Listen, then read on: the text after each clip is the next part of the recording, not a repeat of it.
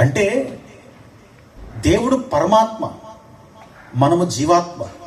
ఈ ఆత్మ అనేది లింక్ అయినప్పుడే మనము ఆయన ఉండే చోటికి, మనల్ని యుగయుగాలు ఉండే చోటికి మనల్ని కూడా తీసుకెళ్తాడు. అది భూమి మీదే జరగాలి. ఆత్మ గ్రహింపు, ఆత్మ దేవునితో కనెక్ట్ అవటం ఎలా కనెక్ట్ అవుతుంది, ఎలా దేవునితో కనెక్ట్ అయితే మనము ఆ మోక్ష ప్రాప్తిని పొందుకుంటాం. ఈ భూమి మీద బ్రతుకున్నంత కాలం సుఖము, సౌఖ్యము, శాంతి, సమాధానంతో బ్రతుకుతాం అనేది గ్రంథములో తేట తెల్లంగా తెలియచేవాడు.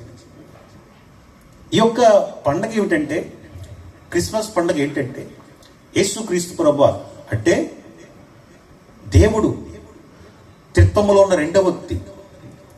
ఆయన ఈ భూమి మీదకు నరావతారిగా వచ్చాడు. అదే క్రిస్మస్. దేవుడు నరావతారిగా భూమి మీదకు రావటమే క్రిస్మస్. మరి అందులో గొప్పతనం ఏముంది? అందులోనే చాలా గొప్పతనం ఉంది. యేసుక్రీస్తు ప్రభువు ఈ భూమి మీదకి వచ్చిన తర్వాత, భూమి మీద పడంగానే దేవదూత గొర్రెల కాపర్ల దగ్గరికి వెళ్ళి, ఇదిగో ప్రజలందరినీ కలుగబో మహా సంతోషకరమైన సువర్తమానం నేడు మీకు తెలియచేయుచున్నారు. ఆ మహా సంతోషకరమైన సువర్తమానం ఎందుకైందో చెప్పాలంటే ఒకసారి యేసు గురించి మీకు చెప్తాను.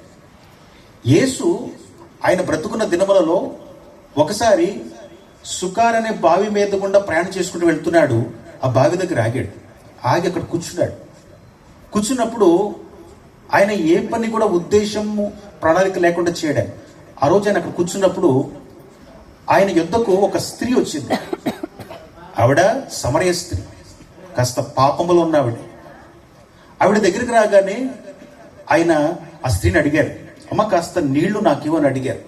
మీరు యూదులు, మేము సమరయలో, మీకు మాకు అంటూ